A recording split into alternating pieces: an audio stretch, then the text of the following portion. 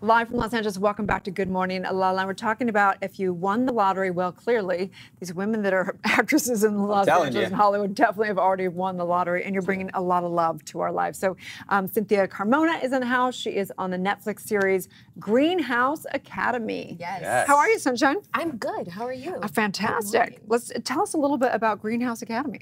So the Greenhouse Academy is about an elite boarding school set in Southern California. And the school is divided between two houses. Think along the lines of kind of like a Harry Potter. So you have your Eagles, which are more of the jocks. You have your basketball players, your cheerleaders. That was Rob. That was me, yeah. Well, you know what, Rob? But I wasn't mean. No, good. Because I'm an Eagle. I'm an Eagle for sure. Yes, and I'm an Eagle on the show, so I can say we're definitely nice sometimes. No, I wasn't an Eagle. No, I was definitely not an Eagle. No? What were you? Then, I was a bad kid. Oh, okay. where are you? Well, I was just kind of like, you know, Like a rebel? anti the man. You know Well, what I mean? yes. Okay. Yeah. All day. But it's the Eagles and then it's the Ravens. And the Ravens are more, I don't want to say nerds, because nerds are cool, so I don't want to talk down about the Ravens, but the Ravens are definitely more along the lines of like the academics. Okay. I was also that. I wasn't but that either. super not cool. Yeah, no, I'm still not cool. Still haven't gotten there yet, but I was definitely a mix of both because I've always been very active and athletic, but I was definitely always been a bookworm. Oh, interesting. wow. So you've got these different sort of cliques. Yes. Then what?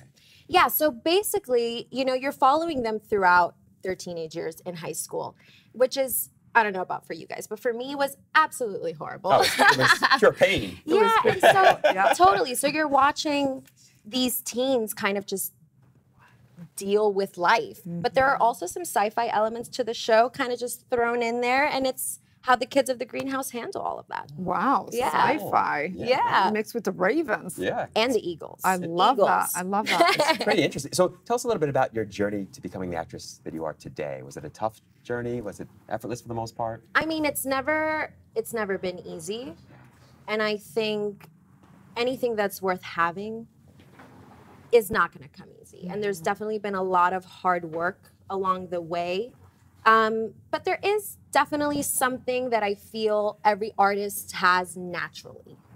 So that's the only thing that ever really came easy to me was this natural instinct, this inclination, this need to want to tell stories and to want to perform. And so I grew up in Miami, Florida. Oh, Shout out Miami. You guys are like 305. Yeah, that's right. I am a proud The original Miami area girl. code. Yes, exactly. I am a very proud Miami girl. And yeah, I grew up in Miami to Colombian and Venezuelan parents. And Miami just has so much culture, so much art. It's so rich that it inspired me so much. I actually started off as a dancer in Miami.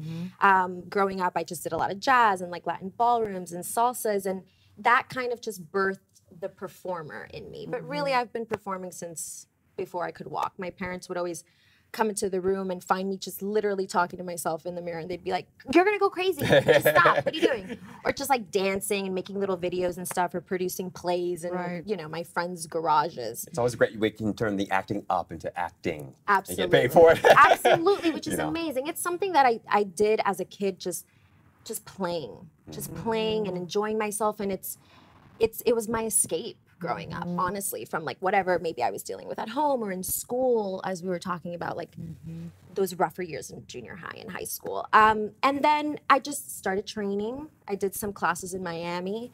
And then I actually didn't fully pursue acting until after high school. My parents were like, you need to get a real job. And so I actually went to school for dental hygiene, believe it or not, in Miami.